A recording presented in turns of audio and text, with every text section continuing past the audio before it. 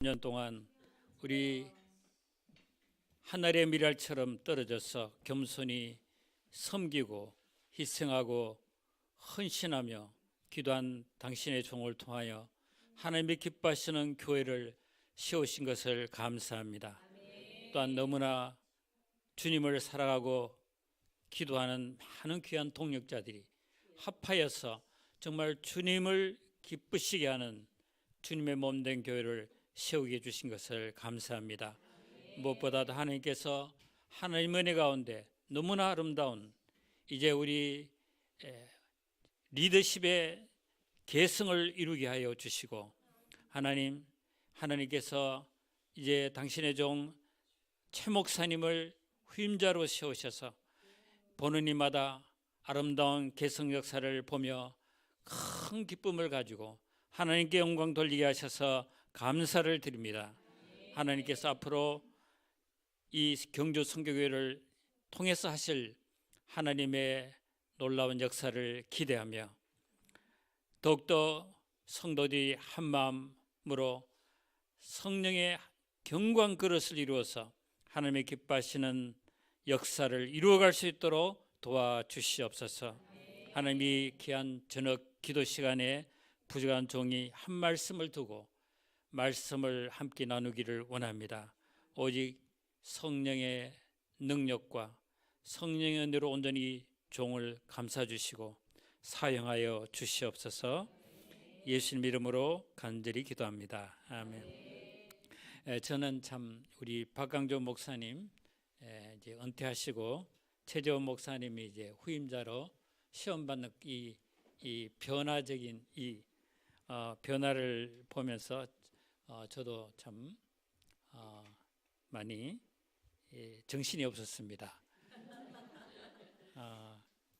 그런 가운데 우리 최재원 목사님이 오늘 말씀을 부탁하셔서 제가 참 마음이 잘 정리가 안 되는 것 같아서 고사했지만은 최 목사님이 꼭 이번에는 한번 전해 주시면 좋겠다 해가지고 제가 이 자리에 섰습니다.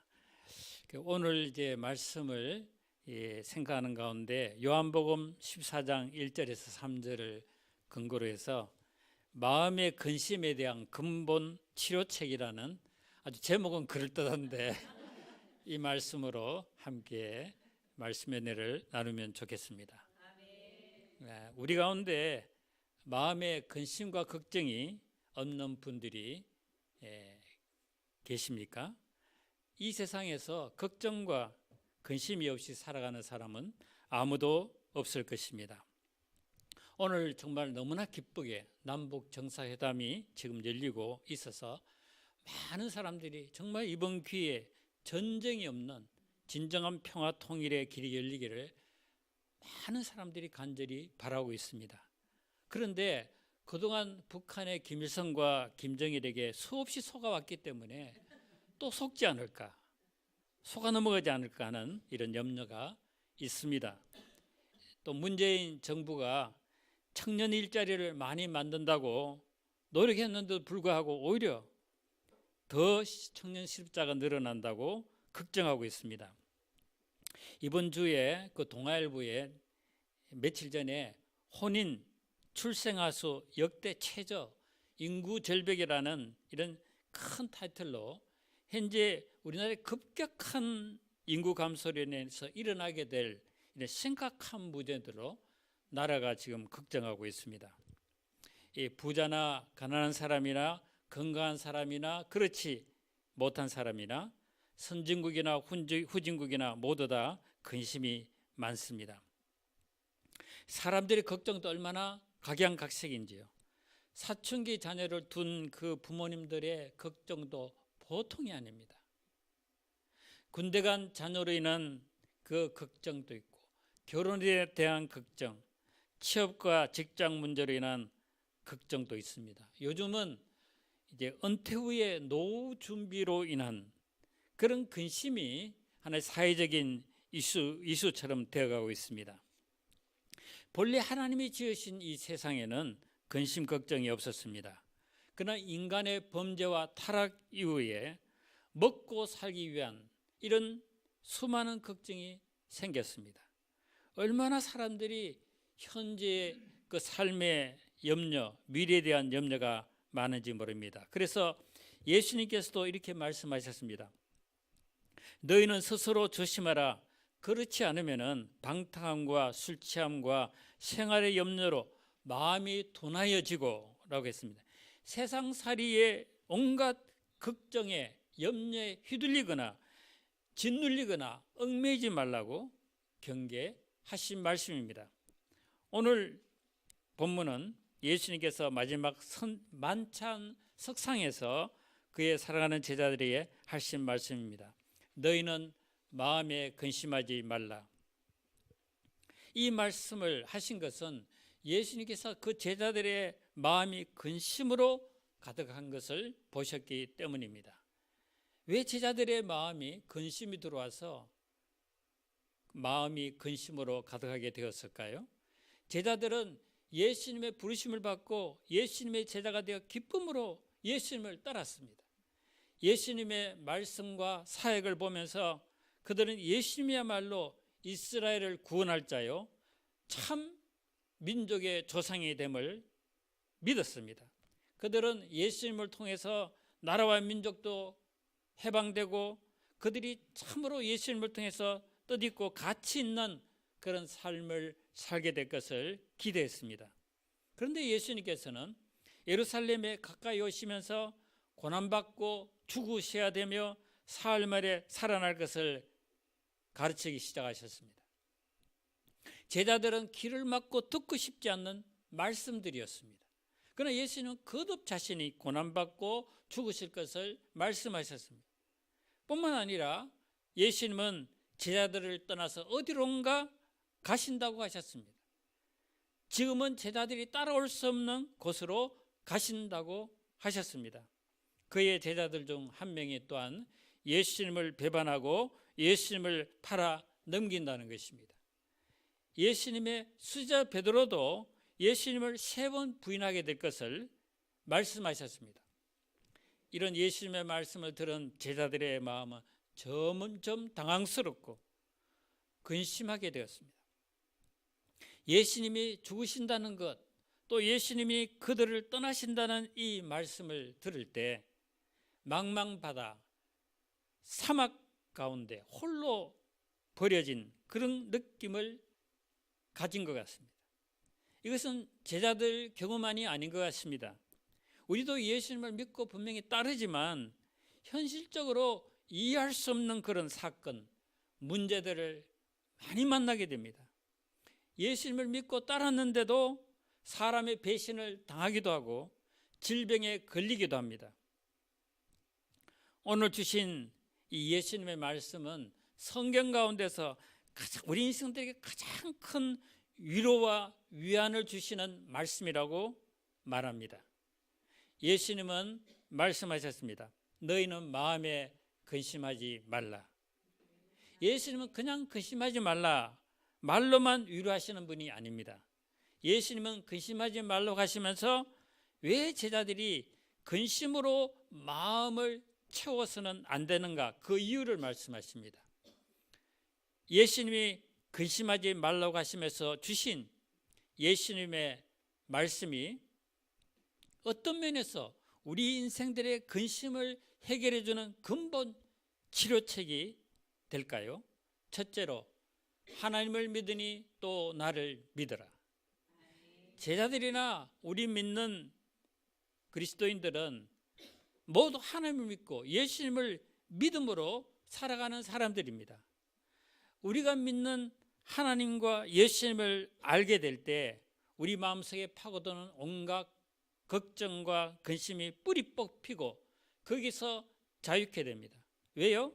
우리가 믿는 하나님은 저와 여러분을 가장 사랑하시는 우리의 아버지가 되십니다. 하나님은 우리의 한 분 한 분을 최고로 소중히 여기심으로 사랑하는 독생자도 아끼지 않고 십자가에 내어 주시기까지 사랑하셨습니다.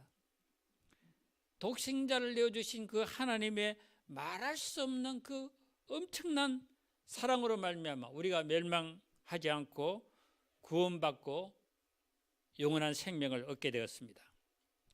또 우리 하나님은 우리를 얼마나 잘 아시는지 모릅니다. 우리가 밤에 잘 때 뭐 코 고는 거 이 정도가 아니라 우리가 앉고 눕고 일어서는 것, 그리고 우리 모든 행동을 우리 하나님은 다 익히 하십니다. 하나님은 멀리서도 우리의 생각을 밝히다 하십니다. 그리고 하나님은 우리에게 꼭 필요한 것이 무엇인지 아십니다.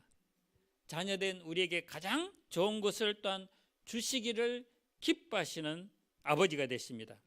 언뜻 보면은 근데 하나님이 우리를 평탄한 지름길이 아니라 멀고 험한 길로 이렇게 우리를 인도하시는 같이 보일 때가 있습니다. 그러나 지나고 보면은 결국에는 그의 사랑하는 자녀를 가장 선한 길, 베스트 웨이로 인도하는 분이라는 것을 우리가 알게 되는 것입니다. 저는 이제 나이가 들어서인지 자신을 돌아보면서 주님의 인도하심과 역사를 자주 많이 묵상하게 됩니다.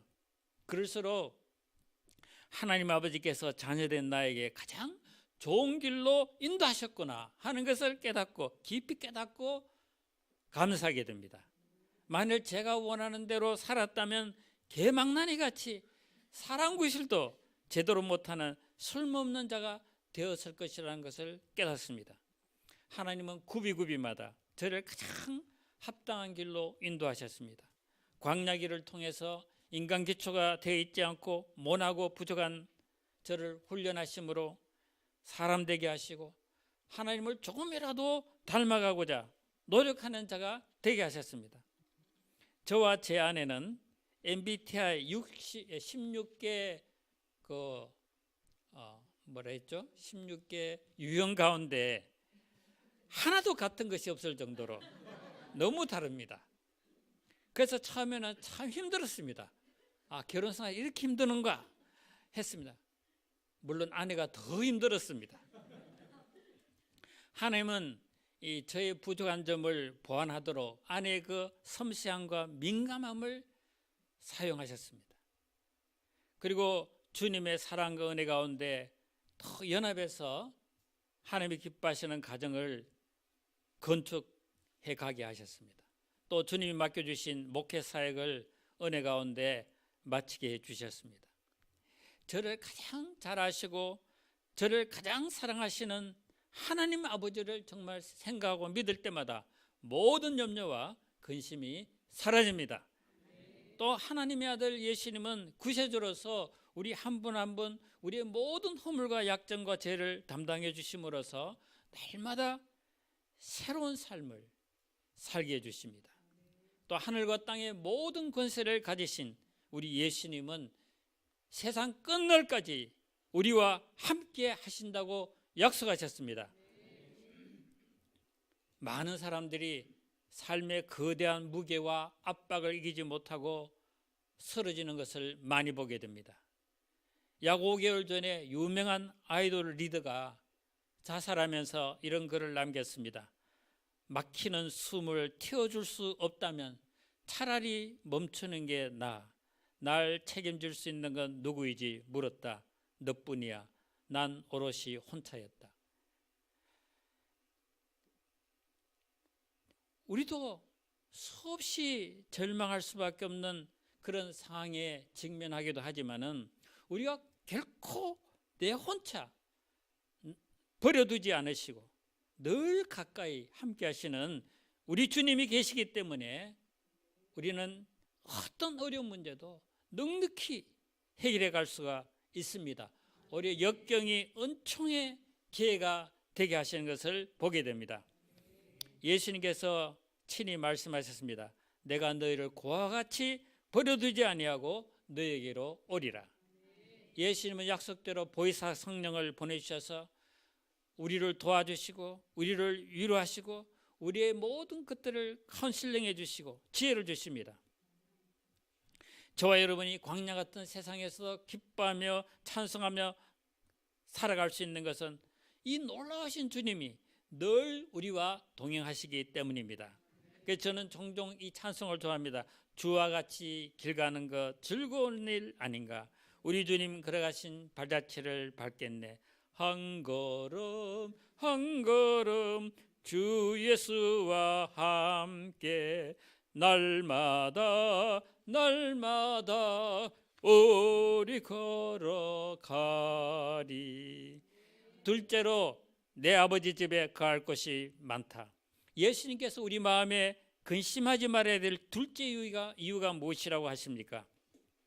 예수님께서 우리가 영원히 거할 처소 천국의 맨션을 준비해 놓으셨기 때문입니다.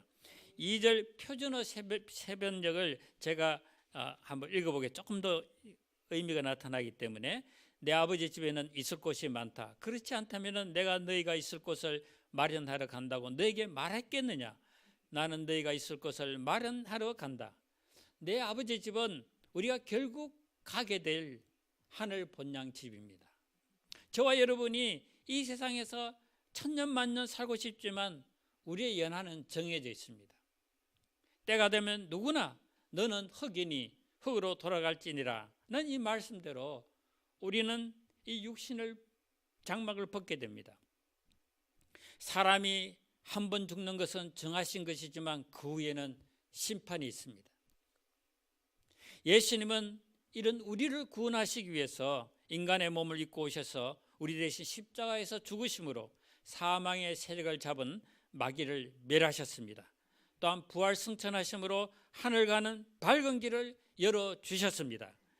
예수님이 십자가에서 죽으시고 부활하심으로 우리가 거할 영원한 하늘나라 처소를 준비하신 것입니다. 여러분, 우리가 이 세상에서 아무리 좀 고생하고 힘들어도 우리 마지막 결론 종착지가 영원한 하늘 본향집 천국이기 때문에 참으로 감사하고 복된 것입니다. 누가복음 16장에 보면은 부자와 거지 나사로 이야기가 나옵니다. 이 세상에서 아무리 호의호식하고 화롭게 살아도 그 부자가 가장 불행하고 비참한 것은 그가 죽어서 영원한 지옥으로 떨어졌기 때문입니다. 그러나 비록 거지같이 비천하게 살았지만은 이 나사로는 천국에 들어감으로 말미암아 참으로 행복하고 복된 삶이 된 것을 보여줍니다. 여러분, 우리가 사는 세상은 영원히 머물 것이 아닙니다. 잠시 있다가 떠날 경유지요 여인숙에 불과합니다. 우리가 궁극적으로 가야 될 영원한 하늘 본향집이 있다는 것은 이 세상 살아가는 우리에게 한없는 위로가 되고 세상의 모든 근심 걱정 이길 힘이 되는 줄 믿습니다. 여행한 사람들은 집이 제일 좋다고 합니다. 집을 따라 아무리 좋은 곳을 돌아다니며 구경해도 어느 곳도 집만큼 편안한 곳이 없습니다. 지친 몸과 마음을 쉬게 해주는 집으로 속히 돌아가고 싶어지는 것입니다. 마찬가지로 이 세상의 어떤 부귀영화도 아무리 좋은 세상의 것도 우리 인생의 진정한 그 쉼을 줄 수 없습니다. 피곤과 허무와 불만족만 줄 뿐입니다. 그러나 주님의 십자가를 지고 좁은 길을 가는 성도들이 기쁨과 사랑과 행복이 가득한 삶을 살아갈 수 있는 것은 우리 주님이 예배해 놓으신 하늘 아버지 집 영원히 거할 천국이 있기 때문입니다. 그곳에서는 사랑하는 주님이 계시고 또 사랑하는 그리운 성도님들이 기다리고 있습니다. 그곳에서 우리는 세상의 모든 고통, 무거운 짐을 벗어버리고 참된 안식과 영원한 기쁨을 누리게 될 줄로 믿습니다. 예수님께서 십자가에서 죽으시고 부활 승천하심으로 우리가 거할 하늘 맨션을 준비해 놓으셨을 뿐만 아니라 주님께서 친히 오셔서 우리를 영접하여 주님이 거하시는 곳에 우리도 있게 하십니다. 우리도 주님과 함께 하늘나라의 그 영광을 함께 누리게 될 것입니다. 그래서 사도 바울은 이렇게 말합니다. 그 후에 우리 살아남은 자들도 그들과 함께 있어 구름 속으로 끌어올려 공중에서 주를 영접하게 하시리니 그리하여 우리가 항상 주와 함께 있으리라. 그러므로 이런 말로 서로 위로하라. 이 아브라함과 같은 믿음의 조상들이 광야 같은 이 세상에서 어떻게 승리하며 기쁨 감사가 넘치는 그런 삶을 살았을까요? 하나님의 예비해 놓으신 거룩한 성 천국을 그들은 바라봤기 때문입니다. 그래서 히브리서 11장 15, 16절에서 말합니다. 한번 다 같이 읽어볼까요? 시작. 그들이 나온 바 본향을 생각했더라면 돌아갈 기회가 있었으려니와 그들이 이제는 더 나은 본향을 곧 하늘에 있는 것이라. 이러므로 하나님이 그들의 하나님의 그런 받으심을 부끄러워하지 아니하시고 그들을 위하여 한 성을 예비하셨느니라. 아멘. 왜 초대교회 성도들이 사자밥이 되면서도 그들이 기뻐하며 찬송할 수 있었습니까? 도저히 이해가 되지 않는 일입니다. 그들은 주님이 예비해 놓으신 하늘 본향집을 바라봤기 때문입니다.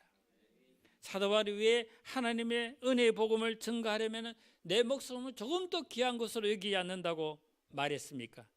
그는 이렇게 말했습니다. 빌립보 1장 23, 24절입니다. 이 표준 세번역으로 제가 읽어보겠습니다. 나는 이 둘 사이에 끼어 있습니다. 내가 원하는 것은 세상을 떠나서 그리스도와 함께 있는 것입니다. 그것이 훨씬 더 나으나 내가 육신으로 남아있는 것이 여러분에게는 더 필요할 것입니다. 바울은 죽어서 주님이 계신 천국에 살게 되는 것이 훨씬 좋다는 것을 알았습니다. 그래서 그는 정말 속히 주님과 함께 그곳에서 살기를 간절히 바랐습니다. 그러나 아직 구원해야 될 너무나 많은 영혼들이 있기 때문에 그들을 구원하기 위해서 복음의 전파의 사명을 감당해야 되기 때문에 그는 이 땅에 남아가지고 죽도록 충성하며 살았습니다. 저는 제가 이 대학교 시절에 알았고, 제가 대학교 시절에 믿지 않는 가정이었기 때문에 그 집에 가면은 정말 그 믿는 가정에서 대접도 받고 사랑도 많이 받았던 집입니다. 그 이제 장로님은 일찍 돌아가셨고 그 박근사님입니다. 그 또 박근사님은 그 갈 때마다 보면 항상 그 두꺼운 성경을 항상 머리맡에 펴놓고 항상 성경을 읽는 것을 봤습니다. 이분이 이제 94세에 작년에 소천하셨습니다. 그런데 이분은 항상 그 하늘나라를 소망하면서 참 찬송하면서 성경을 읽으면서 믿음으로 사셨습니다. 그런데 참 감사한 건 이분이 신앙으로 자녀들을 양육해 가지고 아들 넷이고 딸 하나인데 모두 얼마나 훌륭한 신앙인으로 성장한지 모릅니다. 세 아들이 두 아들이 교수로서 굉장히 영향을 끼치고 또 하나들은 신학교 교수였고 또 한 분은 영주 제일교회, 영주에서 제일 큰 교회인데 이 110년이 된 교회인데 원로 목사 한 사람도 없었어요.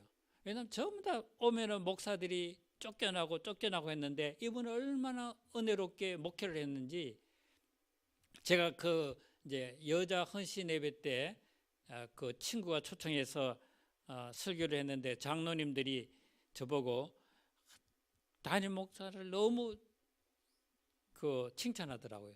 그러면 드디어 우리 교회에서 100년 만에 원로 목사를 세우게 되었다고 막 자랑을 했습니다.